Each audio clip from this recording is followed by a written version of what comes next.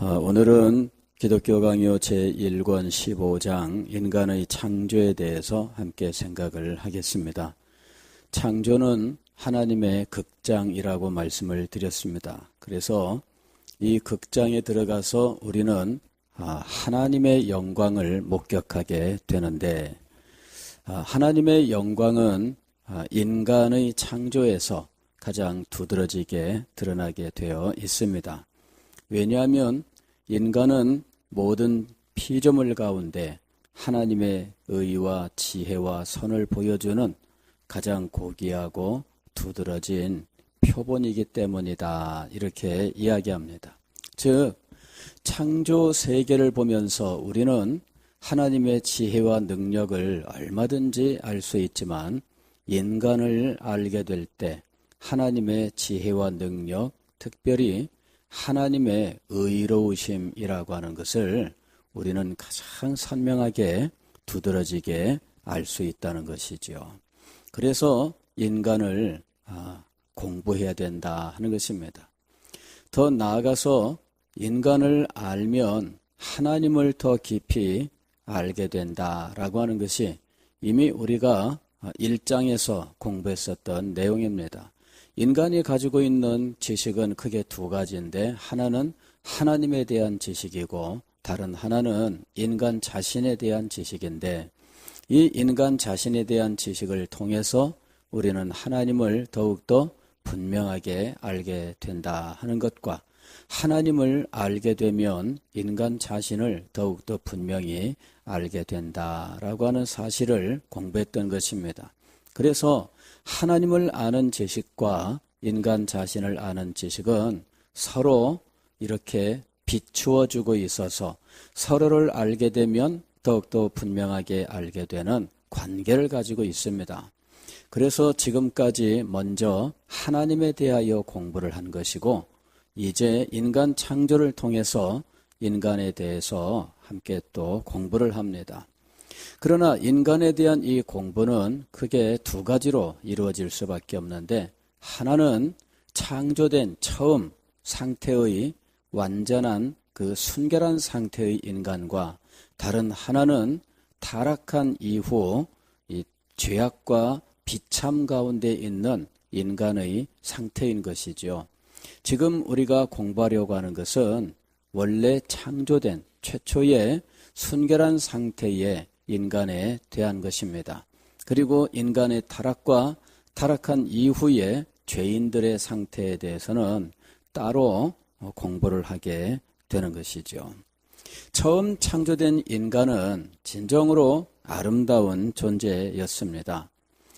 그러나 인간의 이 아름다움이 오늘날도 우리에게 여전히 남아있지만, 타락하고 비참한 가운데 있다 할지라도 본래의 그 탁월함이 완전히 사라진 것은 아닙니다. 그래서 인간들은 과도하게 자신에 대하여 자신감을 가지고 교만에 빠지는 일들이 있다는 것이죠. 그래서 인간 자신에 대하여 제대로 아는 것이 중요하다 하는 것입니다. 인간은 피조물입니다. 즉, 하나님께서 창조한 존재이기 때문에 인간 자신이 하나님을 능가할 수 없고, 하나님 앞에서 언제나 자신이 가져야만 되는 참된 자세, 태도가 있다는 것이죠. 이것을 알지 못하면 하나님께 대하여 불순한 생각을 갖게 되고, 또 하나님을 떠나는 삶을 살 수밖에 없습니다. 인간이 인간을 바로 아는 것은 참으로 중요하다 하는 것이죠. 그런데 우리가 언제나 기억해야 될 것은 인간은 흙으로 만들어진 존재이다 라고 하는 것이죠. 아무리 대단한 존재라 할지라도 결국은 흙으로 돌아갈 수밖에 없습니다. 최근에 스티브 호킹이라고 하는 영국의 물리학자가 죽었습니다. 이 사람은 20대 때에 몸의 근육이 굳어지는 이 루게릭 병이라고 하는 병에 걸렸는데, 이 사람이 그 후로 거의 50년 가까운 45년 세월 동안 이 병에 시달리면서 곧 죽을 거다 그랬는데 수십 년을 살았어요. 그러면서 물리학자로서 아인슈타인 이후에 최고의 물리학자다 이러는 평가를 받았습니다. 그리고 이 사람이 얼마 전에 죽었는데 그 사람을 이제 영국에서 무덤을 어디에 쓸 것이냐, 다윈과 뉴턴, 이 세계 물리학계에서 영국이 자랑하는 최고의 이 학자들 옆에 이제 묻히게 된다 이렇게 이제 알려졌습니다. 그러니 최고의 예우를 이제 그에게 바치는 것이죠. 그런데 이렇게 엄청난 인간으로 누구나 다 인정할지라도 그는 결국은 흙에 불과하다라고 하는 사실을 알아야 돼요.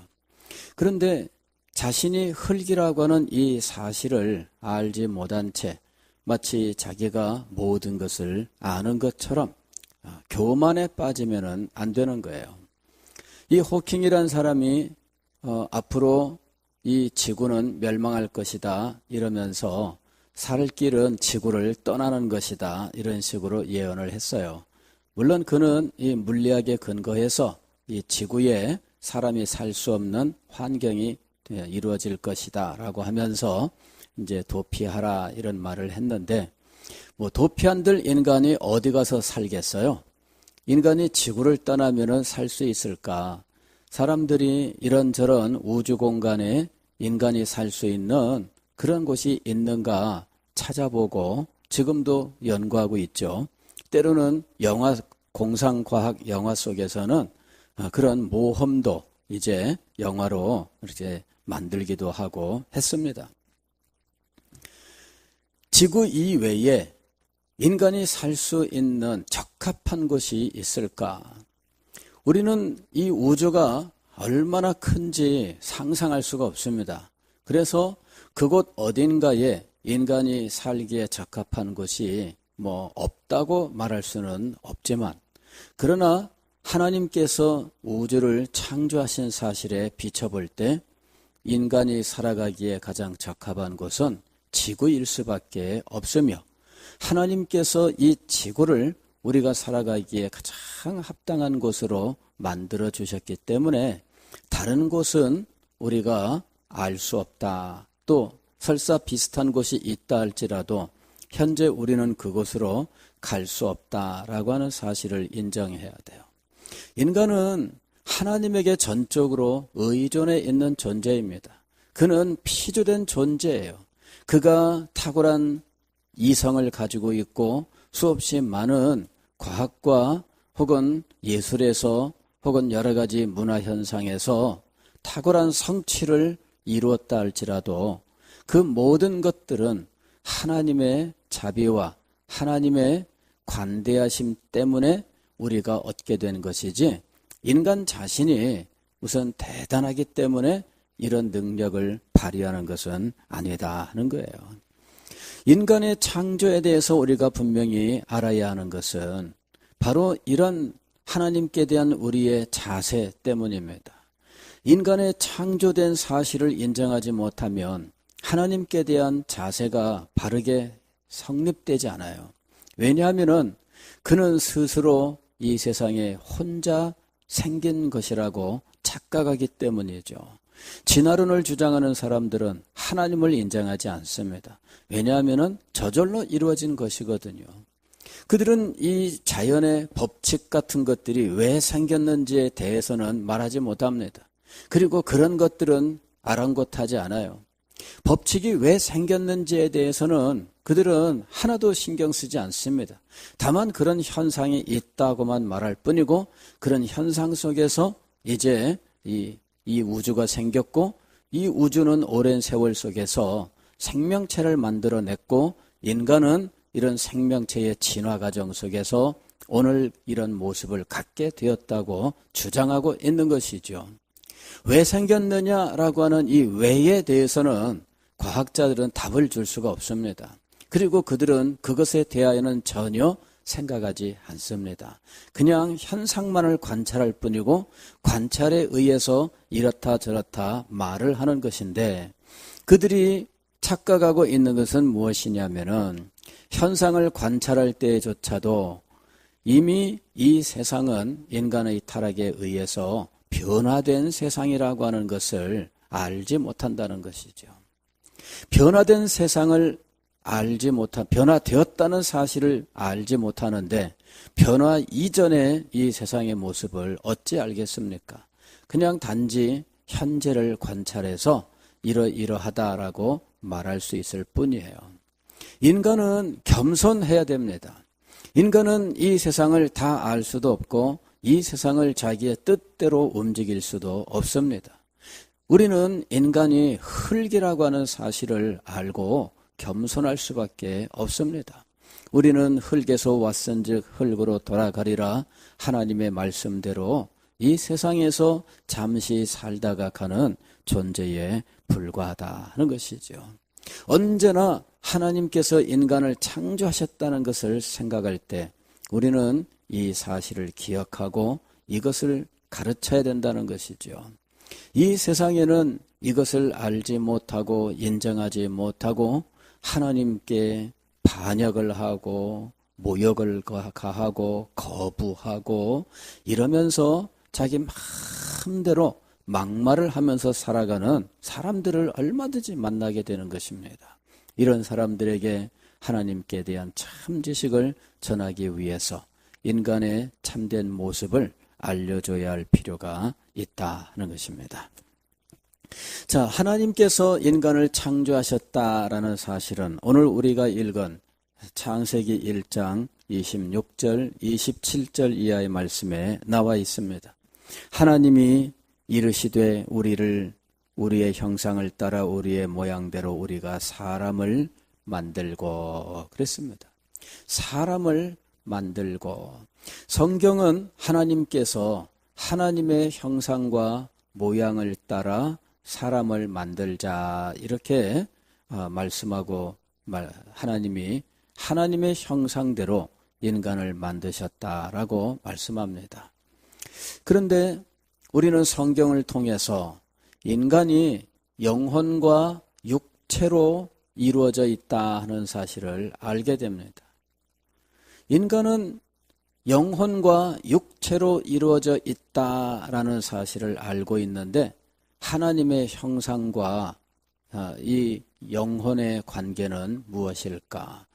이런 사실들을 우리가 함께 생각을 해야 하는 것이죠. 인간의 육체는 사실은 이제 흙의 성분과 같습니다. 흙에는 뭐 이런저런 유기물들과 무기물들이 함께 섞여 있어요. 무기물이라고 하는 것은 쇠라든지 뭐 아니면 금속이나 미네랄 뭐 이런 것들이 이제 무기물이고요. 유기물이라고 하면은 탄소의 화합물이 이제 이 유기물입니다. 그러니까 이 유기물이라고 하면은 이런 동물이나 식물이나 이런 것들, 이제 이런 것들이 이제 유기물이에요. 생명체에서 만들어지는 것들. 그런데 이 흙은 이런 자연의 모든 돌이라든지 쇠라든지 각종 금속 성분 같은 것들, 미네랄들 이런 것들과 그리고 각종 유기물들이 함께 섞여 있는 것이에요. 그러니까 흙은 종합적인 거죠. 그래서 인간의 몸도 역시 이런 흙과 동일한 이런 모습을 갖고 있다는 거죠. 어떤 사람이 인간의 몸을 이제 자연의 어떤 원소로 이제 다 이렇게 분석을 해서 말을 한 적이 있는데, 그랬더니 인간의 가치가 얼마 안 돼요. 인간 몸에는 뭐 쇠 성분이 들어 있어요. 왜냐하면 우리 피 속에도 철분이 있잖아요. 그죠? 철분이라고 하는 것이 우리 몸속에 있어요. 피 속에. 그리고 이 철분을 다 모으니까 대못 한 개 뭐 이 정도 분량이라는 거예요. 우리 인간이. 그러니까 우리가 왜 건축 현장에서 보는 이게 큰 못 있잖아요. 이런 큰 못이 제가 정확한 기억은 없습니다만은 이 못이 한두 개 이렇게 우리 몸에서 나오고 이렇게 원소별로 다 나눠 놓고 그거를 현재 우리의 값으로 대못은 한 개 100원 이런 식으로 따져 보니까 인간의 육체는 얼마짜리냐? 얼마 갈 것 같아요? 그렇게 따지고 보면 인간의 육체가 그런 성분을 가지고 따져보니까 10,000원이 안 돼요. 예. 그러니까 인간의 육체라고 하는 거는 알고 보면은 참 이게 값이 이게 안 나가는 형편없는 거예요. 우리는 이렇게 10,000원도 안 되는 이 육체를 가지고 그냥 여기다가 얼마나 많은 것을 소위 속된 말로 하면은 처바르고 살고 있는지, 그죠? 예. 10,000원도 안 되는 이거에다가 그냥 몇십만 원, 몇백만 원짜리 옷을 걸치고 어떤 사람들은 그냥 1,000만 원, 2,000만 원짜리 그냥 모피 코트를 걸치고 어떤 사람은 시계를 하는데 1,000만 원짜리 시계는 아무것도 아니더라고요. 요새 알고 보니까. 1,000만 원짜리 시계는 그냥 웬만하면은 그냥 일반적으로 살 수 있는 시계가 1,000만 원이더라고요. 그래서 저는 도대체 죽었다 깨어나도 그런 건 상상도 못 했는데 그냥 어떤 사람이 질문하더라고요. 아버지한테 선물하려고 하는데 그냥 찰만한 시계 뭘로 하면 될까요? 그랬더니 뭔데 그건 한 1,000만 원이면 삽니다 이러더라고. 그래서 그 정도는 하는 건가 보다라고 생각을 했어요. 그러니까 이 세상 사람들이 그렇게 살고 있는 거예요. 근데 1,000만 원짜리 시계를 손목에 딱 둘렀는데 실제로 몸은 알고 보면 얼마짜리예요? 10,000원짜리가 안 돼요. 인간은 그런 존재입니다. 인간의 시체가 길거리에 있으면은 사람들이 이거 귀하다고 가져갈까요? 어떻게 할까요? 예. 시체가 있으면은 사람들이 도망가지. 그거 누가 귀하게 여기겠어요? 그죠? 누가 그것을 소중하게 여기겠어요? 물론 그 집 식구들이야 소중하게 여기시겠지만은 그러나 알고 보면 인간은 사실 별거 아닌 존재라는 거죠. 그런데 이 별거 아닌 이 인간을 가장 고귀하게 만드는 일이 일어났어요. 이것이 하나님의 창조 사건이에요. 그런데 하나님께서 인간을 창조하실 때 인간을 흙으로 빚었다 그러는데 이것이 우리의 육체를 이룬 겁니다. 이것이. 그런데 하나님께서는 육체에다가 무엇을 주셨느냐 하면 영혼을 주신 거예요. 영혼. 성경이 이것을 말하기 전에도 사실 성경을 알지 못하는 사람들도 인간은 영혼을 가진 존재라고 말을 하고 있어요. 성경과 상관없는 곳에서도 인간은 단지 육체만이 아닌 영혼을 가진 존재이고 이 영혼은 불멸한다라고 믿고 있었습니다. 영혼 불멸. 바로 이것을 사실은 그리스 철학의 이 플라톤이라고 하는 사람이 주장을 했어요. 그리고 이 영혼은 무엇이냐에 대해서 사람들이 많이 연구를 했어요. 이렇다 저렇다 말을 하면서 무슨 영혼이라고 하는 것은 불꽃이다 이런 식으로 말하는 사람도 있었고 온갖 이론들이 다 등장을 했는데 사실 이 영혼의 정체에 대해서 우리들이 알 수 없다 하는 것이 맞습니다. 다만 우리가 영혼이 있다고 하는 것만큼은 우리들이 분명히 알 수 있다는 것이죠. 인간과 동물이 다른 점이 무엇일까? 진화론을 주장하는 사람들은 인간의 영혼을 인정하지 않습니다. 왜냐하면 동물로부터 그냥 동일한 진화 과정에 있는 존재이지 동물과 똑같다 이렇게 생각하기 때문입니다. 인간의 영혼의 존재를 안 믿어요. 그냥 단지 인간이 다른 동물들보다 그냥 지능이 좀 뛰어나다 이렇게 생각하는 거죠. 그래서 IQ를 가지고 비교를 하고 있는 거예요. 인간의 IQ는 얼만데 돌고래의 IQ는 얼마고 유인원의 IQ는 얼마고 이 IQ만 가지고 지능지수만 가지고 비교해요. 이 지능지수가 인간의 영혼인가?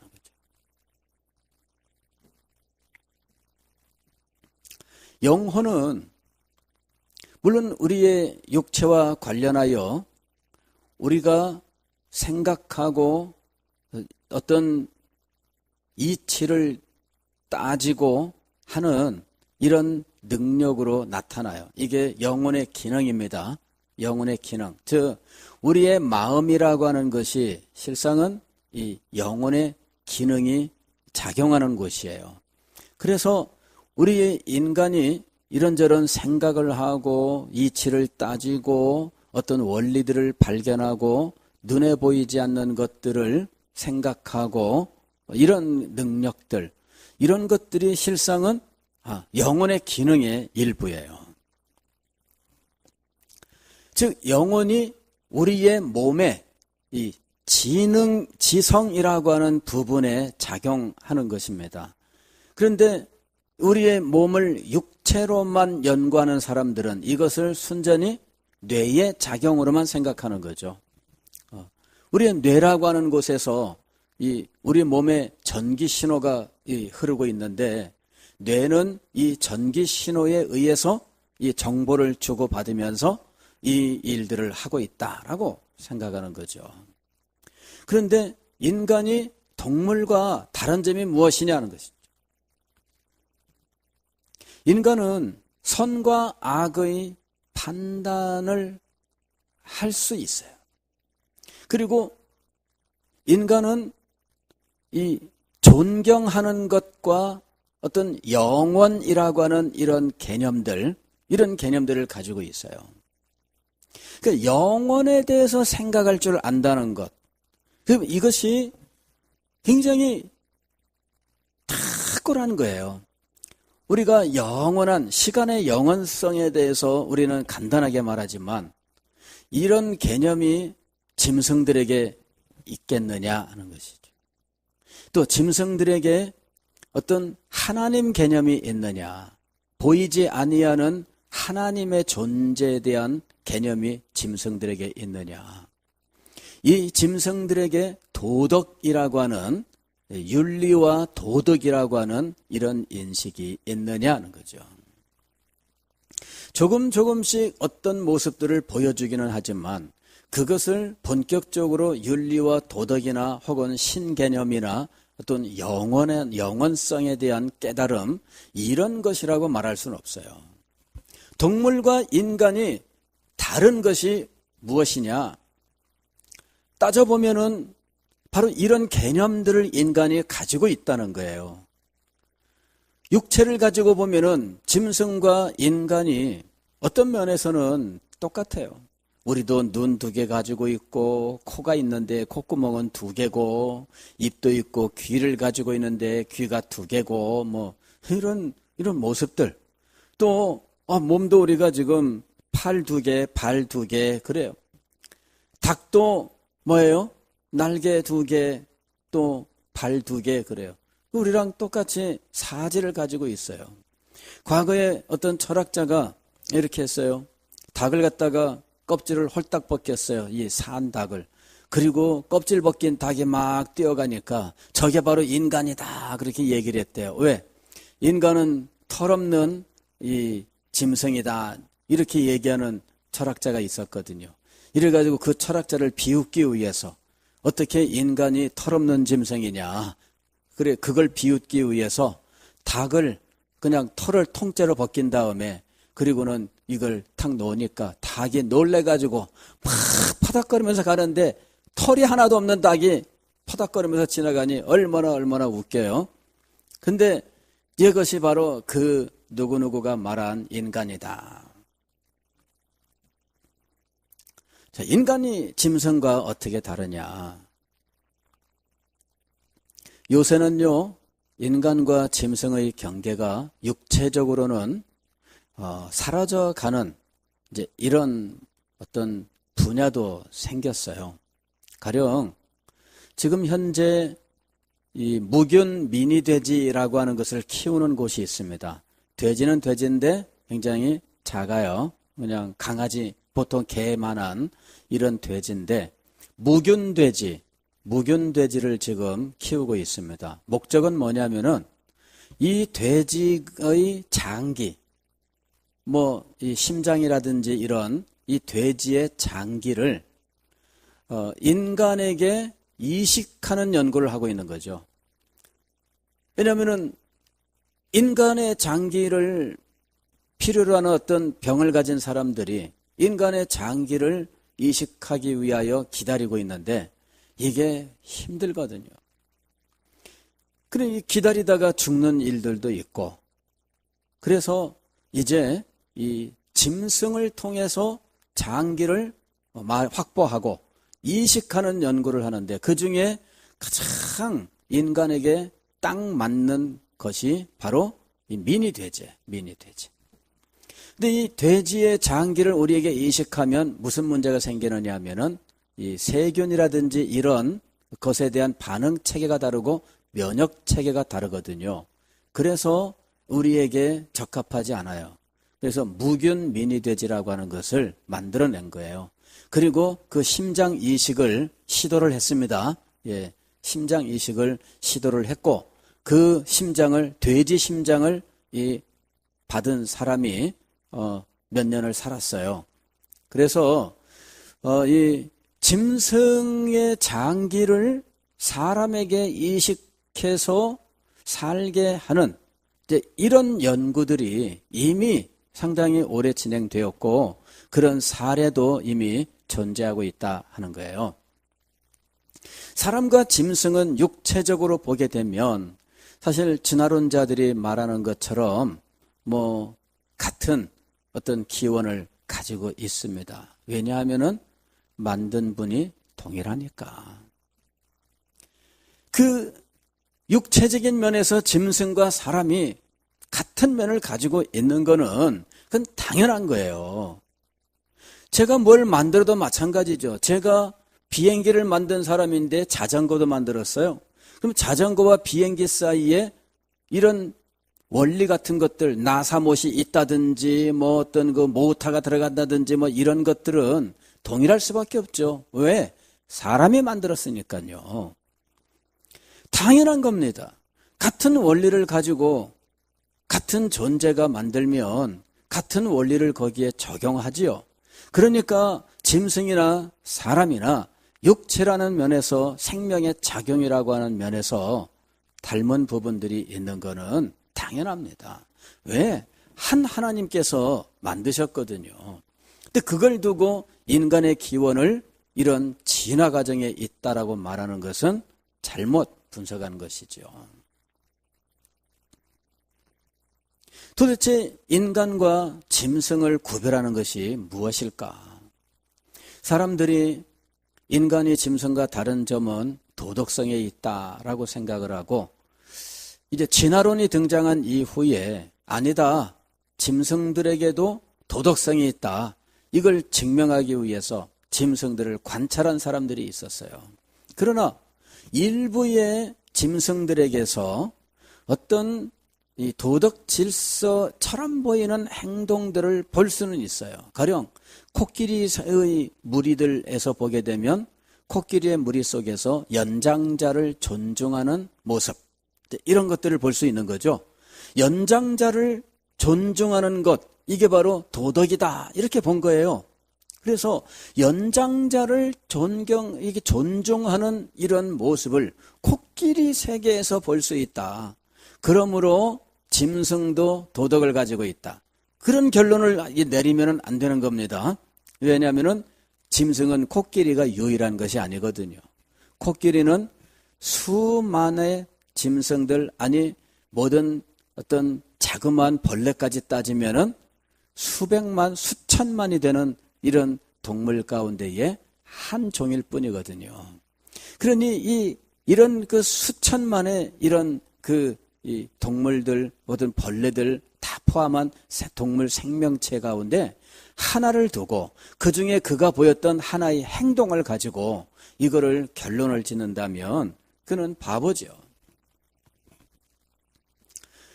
자, 또 어떤 사람은 인간의 특징을 종교성에 두고, 즉 인간은 종교를 가지고 있는 존재예요. 인간 세상 어디에 가든지 당연히 우리는 종교 없는 인간을 만날 수가 없습니다.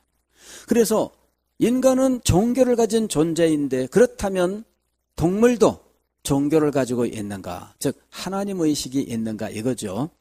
그런데 이것을 어떤 사람이 평생에 걸쳐서 연구를 했어요. 종교성을 무엇을 가지고 확인해야 될까? 이 사람이 종교성을 확인하는 하나의 조건으로 죽음에 대한 태도라고 하는 것을 이제 설정을 했어요. 이 사람의 가정입니다. 종교성이라고 하는 것은 이 사람은 하나님을 안 믿는 사람이기 때문에 하나님 개념에서 종교성을 찾은 것이 아니라 죽음에 대한 태도에서 종교성을 찾은 거예요. 그래서 인간 세상은 이 죽은 인간을 아까 몸으로 따지면은 10,000원도 안 되는 이 성분을 가진 이 육체를 얼마나 귀하게 이렇게 취급하면서 장례를 치르는지 몰라요.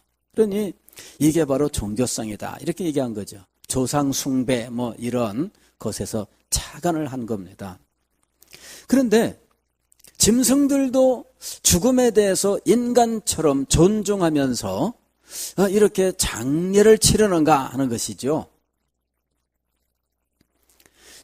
자기 동료가 죽었을 때 슬퍼하고 하는 이런 모습들을 보여주는 그 예들은 그래도 찾아볼 수 있어요. 개가 이렇게 있는데 둘이 친하게 지내다가 하나가 죽고 나면 홀로 남은 이 개가 그냥 막 낑낑거리고 막 이러는 이런 모습들, 괴로워하고 이러는 모습들 볼 수 있죠. 그리고 자연 세계 속에 있는 야생 동물들의 경우에는 사실 이 죽음에 대한 그 인식이 사실은 그렇게 강하지 않아요. 왜냐하면은 먹고 먹히고 하는 이 약육강식의 세계 속에서는 살고 죽는 이것들이 그냥 본능일 뿐이지, 죽었다고 해서 그 죽은 그냥 사자한테 잡아먹혔는데 어디 그곳에 가서 슬퍼하고 이럴 게 어디 있어요. 도망가면 끝나는 거죠. 근데 이렇게 잡아먹히지 않는 동물들이 있습니다. 코끼리 같은. 워낙 몸집이 크기 때문에 사자도 안 건드려요. 정말 배고프면 새끼를 노리는데 새끼를 노리다가 코끼리한테 당하는 일들이 참 많잖아요. 근데 코끼리에 대한 연구는 사람들이 그래도 좀 많이 했어요. 코끼리는 이제 이 죽은 자기 동료에 대하여 오랜 세월 동안 기억하고 자기 동료가 죽은 그 자리에 찾아가서 이제 그 기억하고 있는 그런 모습을 이제 보여주고 하더라. 이제 이런 모습들은 발견을 했어요. 유인원들 사이에서 죽은 동료에 대해서 보이는 애착, 이런 모습들 이제 관찰할 수 있었다 하는 보고들은 있어요. 근데 그것 자체가 장례 의식이라거나 그런 건 아닙니다. 그리고 장례 의식이 하나님 의식이라고 하는 종교의 본래 모습을 보여주는 것도 아닙니다. 동물과 인간의 차이가 어디에 있느냐? 영혼의 존재예요. 영혼의 존재. 인간은 영혼이 있어요. 이 영혼이 지성적인 면에서는 어떤 사실을 관찰하고 그리고 차이점들을 분석하고 추론을 하여 결론을 내리고 그것을 가지고 어떤 원리를 발견하고 그 원리를 적용하고 발전시키는 이런 능력을 가지고 있어요. 이것은 단지 지능의 문제가 아니에요. 눈에 보이지 않는 어떤 것을 알고 그 눈에 보이지 않는 것을 원리로 적용할 수 있는 이 능력, 이것 자체는 짐승들이 전혀 갖고 있지 못하는 것들이에요. 짐승들은 눈에 보이는 것에만 반응을 하게 돼 있는 거예요. 인간은 눈에 보이지 않는 것을 생각하고 그것을 현재 눈에 보이는 곳에 적용할 수 있어요. 이 모든 것들은 어디서 온 것이냐? 영혼의 기능으로부터 온 거예요. 인간은 윤리와 도덕을 고도로 발전을 시켰어요. 그리고 인간에게는 이 윤리 도덕을 발전시킬 수 있는 양심이라고 하는 것이 존재하고 있어요. 근데 이 양심이라고 하는 것이 바로 영혼의 기능이에요. 이 양심이라고 하는 영혼의 기능이 인간의 도덕성을 발전시키는 겁니다. 그리고 이 윤리와 도덕이라고 하는 것이 발전하게 된 것도 양심의 작용 때문이에요. 그런데 이런 것들이 바로 이 인간의 영혼의 기능이라는 것이죠. 그래서 인간은 분명히 짐승과 다른 존재로 하나님께서 창조를 하셨다 하는 거예요. 그런데 이런 모습을 오늘 우리 성경에서는 무엇이라고 말씀하고 있느냐 하면 하나님의 형상대로 지음을 받았다라고 말씀하고 있는 거예요. 이 하나님의 형상이라고 하는 것이 무엇일까? 영혼과 어떻게 다를까?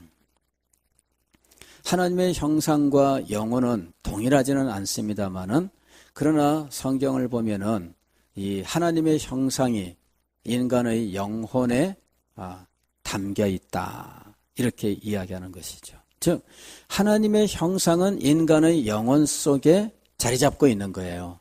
그래서 인간의 영혼의 기능을 통하여 하나님의 형상이 발휘되고 있는 거죠. 그래서 이 하나님의 형상을 좁은 의미에서는 이렇게 이야기를 해요. 에베소서 4장 24절을 보면 하나님을 따라 의와 진리의 거룩함으로 지으심을 받은 새 사람을 입으라. 이럴 때 하나님을 따라 의와 진리의 거룩함으로 지으심을 받았다라고 말씀하고 있잖아요. 이 말이 하나님의 형상으로 지음받은 것을 신약적으로 설명하고 있는 말씀이에요. 근데 여기 하나님을 따라라는 말이 하나님을 닮아라는 말이죠. 그리고 하나님을 닮아서 어떻게 지음받았느냐 하면 의와 진리의 거룩함 이렇게 얘기해요. 즉 의와 진리로 지음을 받았는데 거룩함이라고 하는 특성을 가지고 있는 거예요. 그래서 세 개로 이야기합니다. 의와 진리와 거룩, 바로 이것이 하나님의 형상이다 이렇게 얘기하는 거예요. 즉 인간은 의라고 하는 바로 도덕적 판단을 할 수 있는 것이죠. 그 다음에 진리라고 하는 인간의 이 지성적 판단이죠. 그 다음에 거룩함이라고 하는 하나님과의 관계, 영적 존재라고 하는 거죠. 이렇게 인간은 하나님을 따라 하나님의 형상으로 지음을 받았는데 인간은 도덕적이며 지적이며 그 다음에 종교적인 영적인 존재로 하나님의 형상으로 지음을 받았다라고 하는 것이죠. 이것이 인간이 하나님의 형상으로 지음을 받았다라고 할 때의 신약적인 설명이에요. 그런데 이 의와 진리의 거룩함이라고 하는 것이 인간의 영혼에 자리 잡고 영혼의 기능을 통해서 이것이 나타나게 되어 있는 것이죠. 영혼을 가진 존재는 이렇게 지적인 능력과 도덕적인 능력을 가질 뿐만 아니라 하나님과 관련하여 영적인 능력을 가지고 있는 것입니다. 그래서 인간은 하나님을 예배할 수 있는 존재가 된 거예요. 인간은 하나님을 알고 자기의 이 깨달음 속에서 하나님께 스스로 나아가서 경배할 수 있는 존재예요. 이것이 영혼을 가지고 있기 때문에 가능한 거예요. 영혼이 없는 이 세상의 모든 다른 피조물들도 하나님을 경배하나 그것은 그냥 자기들이 지음받은 그 특성대로 존재함으로 하나님을 경배하는 거예요. 돌은 돌 그대로 있는 것 자체가 하나님을 경배하는 거예요. 그런데 인간이 하나님을 경배하는 것은 인간의 영혼, 즉 그 안에 담긴 하나님의 형상의 작용을 따라서 하나님을 예배하는 거예요. 즉 하나님에 대하여 그가 지적인 능력으로 하나님을 알아요. 그리고 하나님께 대한 선악간의 판단을 가지고 하나님을 자기의 선과 자신의 기쁨, 자신의 영혼의 만족으로 알고 하나님께 대한 선악간의 판단, 즉 이 도덕적인 판단을 하는 거예요. 그래서 인간이 이렇게 그의 지적인 능력과 도덕적인 능력을 가지고 하나님을 향하여 나아가게 되는 거죠. 이것이 바로 하나님의 형상의 작용이에요. 그래서 그가 하나님을 예배하는 겁니다. 그런데 이 하나님의 형상에 손상이 갔기 때문에 인간들은 하나님을 올바로 찾아가지 못한 채 어떻게든 어떤 무슨 신이라고 하는 존재를 어쨌든 섬기게 된 거예요. 그들의 요 잘못된 이 부분이 회복이 돼야 돼요. 제가 참 여러 차례 말씀을 드렸지만은 우리 여기 교회 화단 옆에 전봇대가 있고 그 전봇대에 반사경이 이렇게 붙어 있잖아요. 이쪽 저쪽 골목에서 오는 차들이 서로 안 보일 때 반사경을 통해서 확인하고 그냥 조심해라. 근데 이 동네 골목에 이 큰 공사 차량들이 들어와서 차를 돌리다가 이 반사경을 툭 건드려 놓고 가는 거예요. 이런 방향에 이렇게 딱 있어서 이쪽도 다 봐야 되는데 한쪽으로 픽 돌아가 있어요. 그러면 저쪽에서 올 때는 안 보여. 이쪽에서도 이쪽 사람이 안 보여. 이래갖고 와서 꽝 부딪히는 거죠. 그러니 반사경의 방향만 바뀌어도 사실은 제대로 볼 수가 없어요. 그 다음에 이 반사경에 누가 어떻게 했는지 이 움푹 패인 자국들이 있는 거예요. 돌멩이를 던졌는지 아니면 공사 차량에 뭐 나와 있는 무엇이 건드리고 가서 이걸 쳐서 우그러뜨렸는지 이래가지고 이 반사경이 깨끗하지 못한 채 쭈글쭈글하단 말이죠. 그러면은 모양이 제대로 보일까요? 안 보일까요? 안 보여요. 인간의 타락은 하나님의 형상에 이런 문제를 만들어 놓은 거예요. 그래서 방향이 바뀌었어요. 방향이. 예전에 하나님의 형상대로 지음받은 최초의 인간은 그 방향이 하나님을 향하여 올바로 딱 되어 있었던 거예요. 타락하면서 이 방향이 어떻게 됐어요? 바뀌어버렸어요. 인간은 이 하나님의 형상을 가지고 하나님을 예배하는 곳으로 가는 것이 아니라 방향이 바뀌니까 인간이 자기를 예배하는 쪽으로 가는 거죠. 인간이 인간 자신을 최고로 여기면서 자기를 경배하는 쪽으로 가든지 아니면 이 방향이 틀다 말면은 짐승을 경배하는 쪽으로 가는 거죠. 이래가지고 우리의 신은 소입니다. 이거 소를 경배하고 이러는 짐승을 숭배하는 이런 일들, 그죠? 이런 종교를 연구하면은 토테미즘이라고 하는 것이 있는데 이게 바로 이런 사물들을 숭배하는 거예요. 또 이 방향이 조금 어떻게 잘못되면은 나무 숭배하는 쪽으로 가는 거예요. 나무가 크게 있으면은 큰 나무 앞에다가 막 오색 실들 막 걸어놓고 그 앞에 가서 굿하고 그 절하고 막 그러잖아요. 또 이제 이 방향이 어떻게 딱 틀리면은 돌덩어리 앞에 가서 비는 거예요. 비나이다, 비나이다, 막 돌멩이 앞에 가서, 그죠? 하나님의 형상은 하나님을 알고 하나님을 기뻐하여 하나님을 경배하는 특성을 가지고 있어요. 이게 영혼의 이 하나님의 형상의 작용이에요. 그런데 타락으로 말미암아 이 하나님의 형상의 방향이 잘못되고 하나님의 형상에 돌멩이가 맞고 어떤 물건이 가서 타격을 하고 해서 이게 쭈글쭈글해지니까 하나님에 대하여 제대로 알 수가 없어요. 하나님은 참으로 순결하고 아름답게 인간을 창조하셨고 또 인간을 지구상에 아니 이 세상 모든 만물 가운데 가장 탁월하게 하나님의 형상을 반영하는 존재로 창조하셨습니다. 그리고 그 인간을 가장 살기 좋은 환경으로 만든 이 지구에 인간을 두셔서 이곳에서 하나님 찬양하며 하나님을 경배하며 살게 하신 겁니다. 다른 곳에 가서 인간이 살 수 없어요. 인간이 살기 위해서는 지구에 있는 모든 환경을 그대로 옮겨놔야 돼요. 하나님께서 가장 적합하고 가장 아름답게 바로 이곳에 우리가 살 수 있는 환경을 만드시고 우리를 이렇게 거룩한 존재로 두셔서 하나님을 경배하는 가운데 참된 행복을 누리게 하신 겁니다. 그 행복을 누리는 것이 우리가 마땅히 가져야만 되는 인간의 참된 자세예요. 오늘 우리는 이 창조된 인간으로서 하나님을 경외하는 존재로 만들어지고 그 안에서 행복한 존재라고 하는 이것을 꼭 기억하고 하나님 앞에 나아가며 그 복을 누릴 수 있기를 주의 이름으로 축원합니다.